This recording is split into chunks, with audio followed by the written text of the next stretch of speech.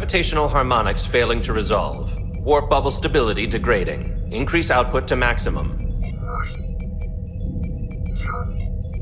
Increasing warp output to maximum. It's happening again.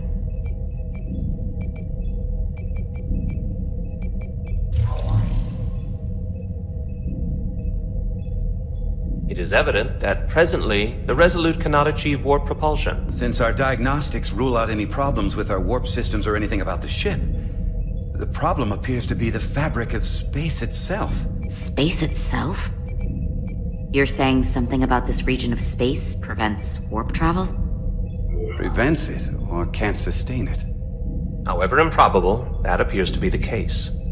We need to know more. The storm didn't stop us from leaving space dock and traveling here. But could it still be causing this interference with warp travel? We must follow sound investigatory principles. Do not let an assumed conclusion drive your analysis. Sometimes we need a little inspired thinking, Mr. Chovak. Captain Solano is on his way back from the negotiations, and I want to have some answers for him when he gets here. Indeed. Given the facts at hand, we may be able to deploy subspace probes around the ship to construct a clearer picture of the phenomenon. Around the ship. I'll prep a shuttle.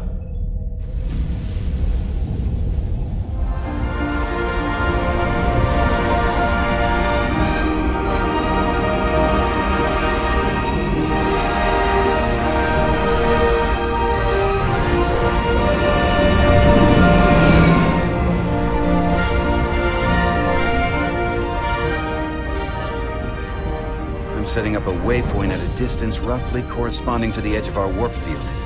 When we get there, I'll deploy the first probe.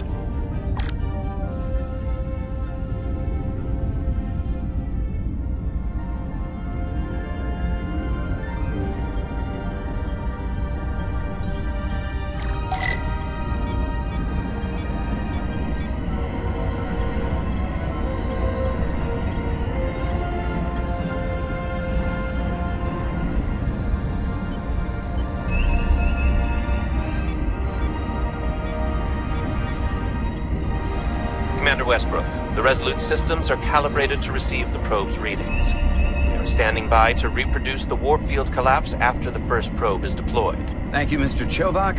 We'll be in position shortly. And, Mr. Diaz, do take care in piloting the shuttlecraft. Now is not the time to indulge in the human penchant for joyriding. Chovak probably isn't such a fun guy to work for, huh? Nah, Lieutenant Commander Chovak's not so bad. You know, once you get used to him. And, I've learned a lot working under him.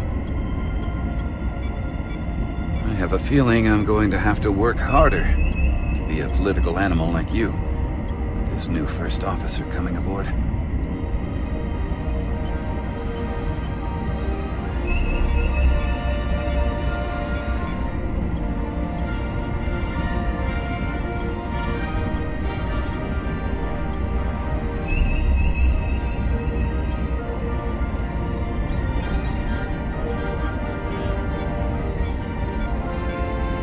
This is far enough.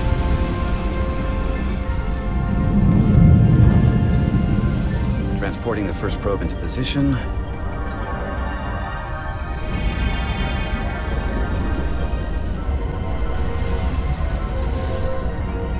Westbrook here. The first probe is deployed. Understood. We are reading it. We are about to replay the simulation.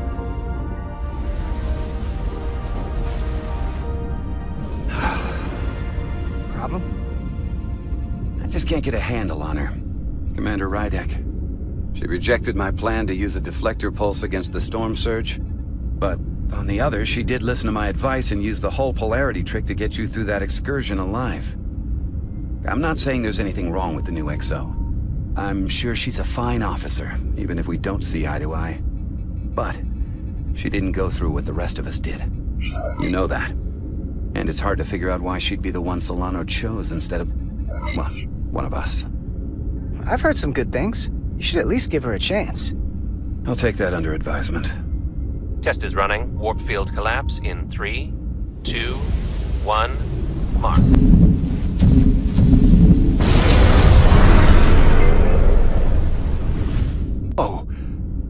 right, that is definitely a problem with the fabric of space. We need to get another probe out there.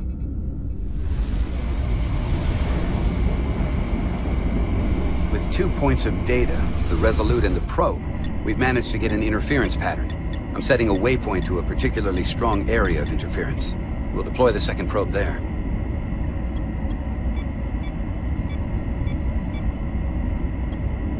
Listen, I'm gonna give you a piece of advice I wish someone had given me. Make sure you're never just one thing. And don't get so focused on what's in front of your face that you lose sight of the big picture. Before Rydek showed up, the captain pulled me into his ready room and told me he didn't think I had the people skills to be first officer. What a load of crap. I mean, if he'd said that about Chovak, sure. I appreciate the advice, Commander. I'll make sure I keep my options open. I don't need to tell you how to operate. You're already well on your way. You're a capable engineer. You're good in the field. Keep up the good work, and who knows? A solid jack of all departments like you could be Commander-in-Chief of Starfleet one day. Hell, Admiral Jellicoe started as a shuttle pilot. And there are places to go in the enlisted ranks, too. I don't know. I'm pretty happy where I am. You must be a glutton for punishment. Lieutenant Commander Chovak has been known to take decades to warm up to people.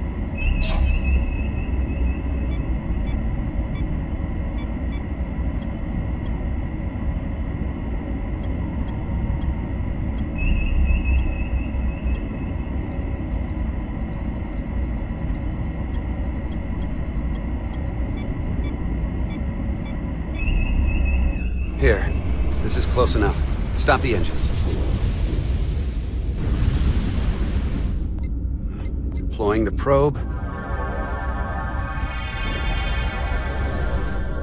Westbrook to Commander Chovak. We're ready for another sampling of data. Very good.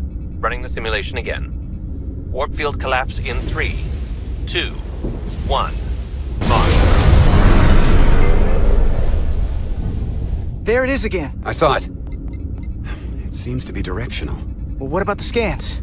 Anything?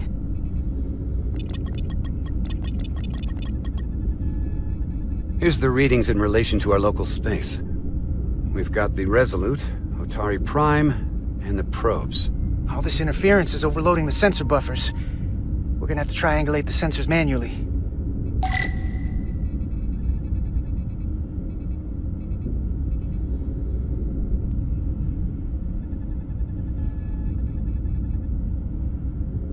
We got something. These markers indicate peaks in the gravimetric interference patterns. Let's see if I can find some more.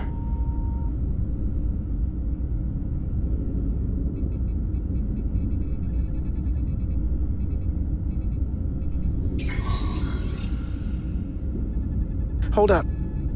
This is coming from the moon. A beam that blocks warp travel. Aimed right at us. Someone is doing this intentionally. I don't know how they're doing it. This is like nothing I've ever seen. Why would they be doing this? We came here to help these people. And now we're getting hit by some warp-killing weapon? Now, look here. It's our current readings of the ion storm. These concentrations... they line up with the interference pattern. The storm. And this beam. They're coming from the same place. Carter, whatever petty local conflict brought us here, it's just a small part of something much bigger.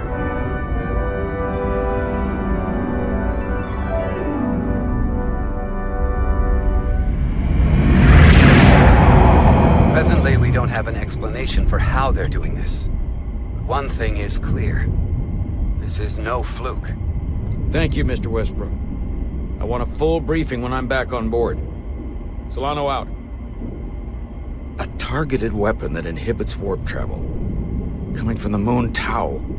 That would explain the difficulties my shuttle encountered.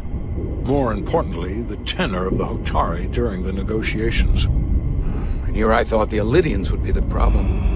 Coming to peace talks in a warship.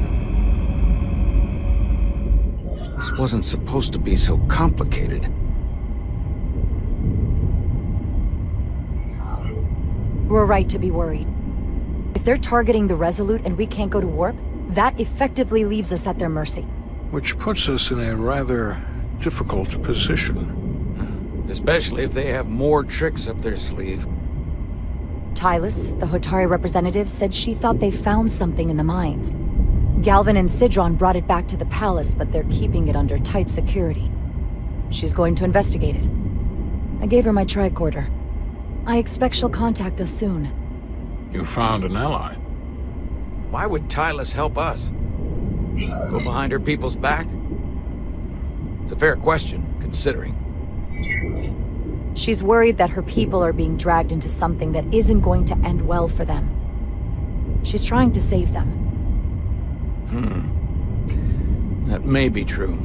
She's certainly more likely to help than the other Hotari we've met. That raises another question. Specifically, what do the other Hotari have to gain in bringing us here, only to make this hostile maneuver against us? There must be some motivation. Unless they changed their minds between when they asked and when we got here. That's the thing. It doesn't make sense to bring us here. Tylus said that Galvin and Sidron have restricted access to the mines, even to the Hotari. So they don't want anybody to learn what they've found. Then calling in the Federation is a funny way of going about it. I don't think the Elydians know what's really down on that moon either.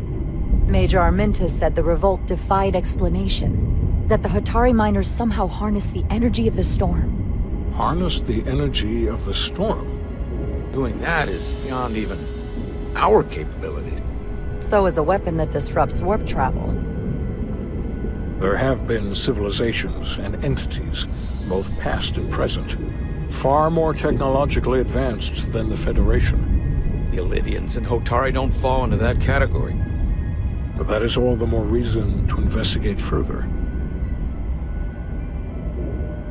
Commander Rydek, sorry to interrupt. We've received an urgent call from Hotari. The Queen's advisor, Tylus, has asked to speak with you. Put her through.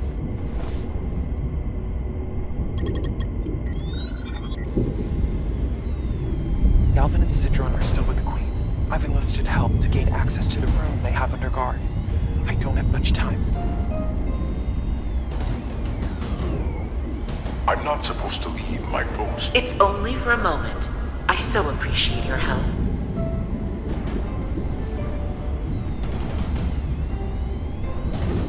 I found something. I'm sending you a scan.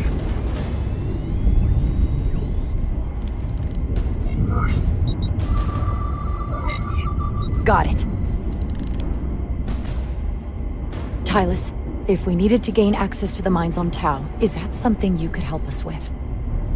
I suppose it wouldn't be easy, but I have to go. Tylus.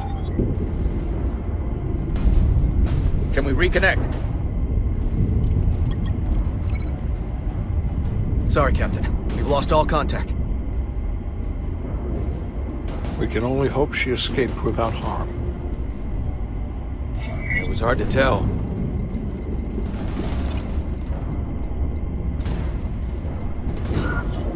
I'm the one who got her into this. If something happens to her, it's my fault.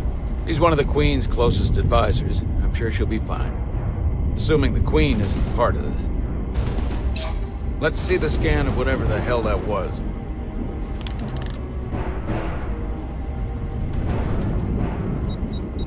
Tylus suspects this came from the mines on Tau.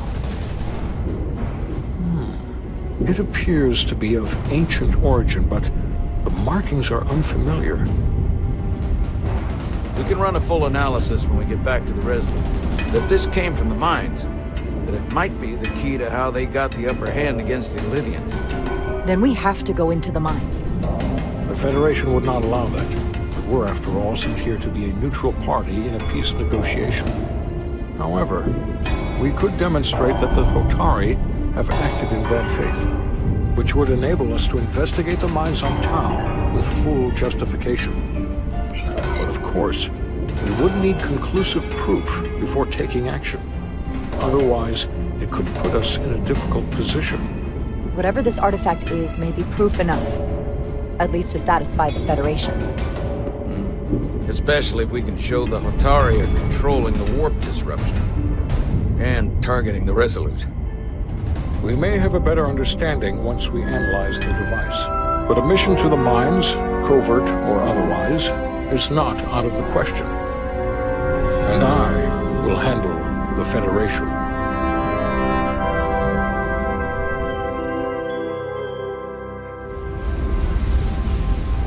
As I was telling Carter, I want all the data I can get on this warp problem. And the negotiating team's shuttle has been recording data all the way back from Hotari. Even better than our probes. So pull the sensor and engine ISOs from the Melville when it sets down. Will do. I'll join you and Chovak down in engineering to run another analysis after the briefing.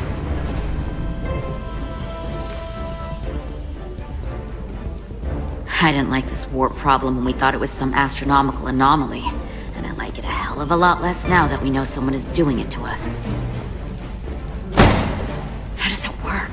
What do we even do about it? What do you say we pull these chips and find out? Took some damage on the way.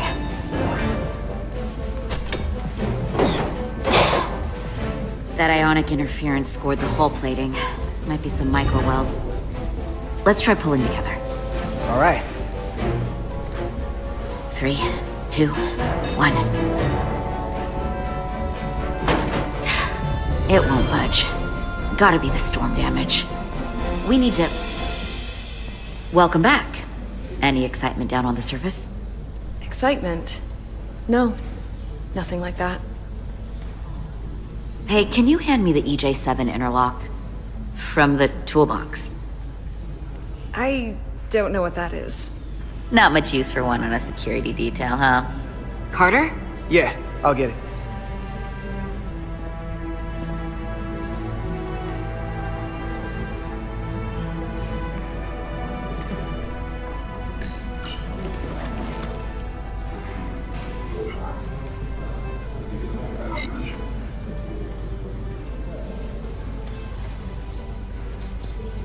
Okay, I'll apply pressure while you decouple the panel.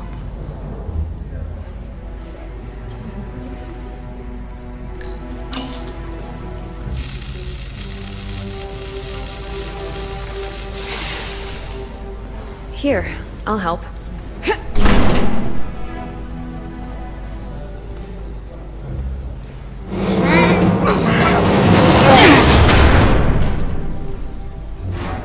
We've got this.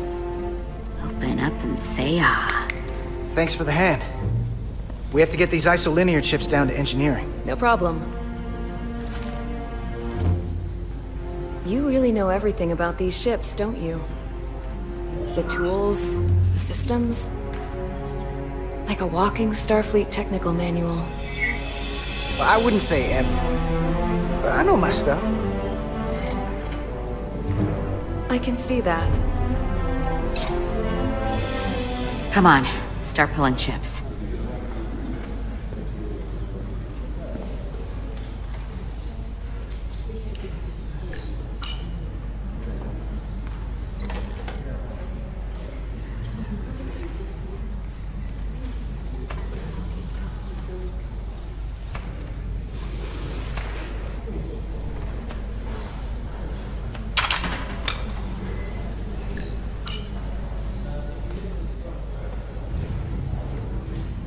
What's this? Some kind of crystal formation?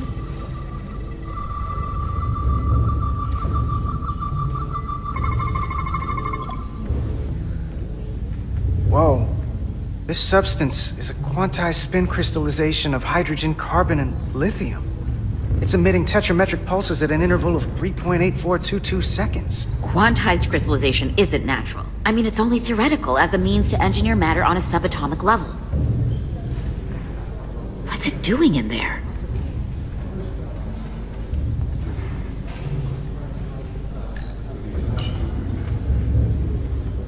Wait. Regulation 364, subsection 9. What? Regulation 364, subsection 9 orders that in the case of an unknown foreign substance infiltrating a sealed system, it will be placed in secure confinement before further examination. Retrieve a containment module. Don't you think we're more equipped to deal with whatever this is? No. Before anything else, this is a security issue. You don't even know what this is. Which is why we need to study it. Once it's contained. Well, if it's not natural, then someone might have put it there. It could be a tracking device. Some kind of sabotage. Or even a bomb. Which is why we need to get it to the containment lab. Come on. I can't make an exception. Not even for you. I'm still going to report these crystals to Commander Westbrook when we send the shuttle data. And I will inform my superiors. I'm taking this just as seriously as you are. But I overheard talk about the warp disruption on the shuttle. Now these crystals? Maybe this situation is more than we can handle with just a science vessel. We could trigger a distress call, get Starfleet to send more ships. Or I could send a message to my old CO on the Adirondack. Get some combat-tested vessels. We shouldn't do this alone. That wouldn't be a bad idea. If you think you could do it without getting in trouble. I'll find a way. Be very careful. Okay, stand back.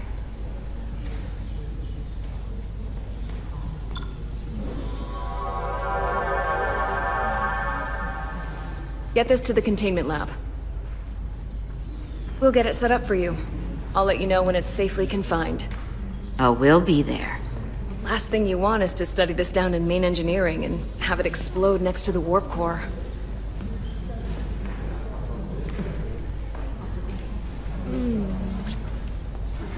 Almost forgot. Can't have that.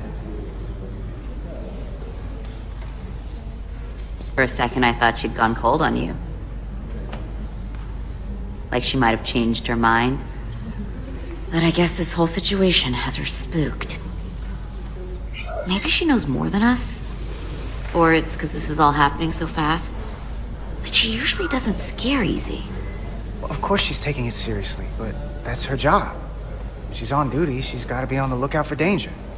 Yeah, but talking about sending a distress call on her own, that's going too far. Although, you didn't seem to think so. She was probably just thinking out loud. I'm sure she'll come to her senses. This mission has enough complications stacking up. Now, we'll get through it.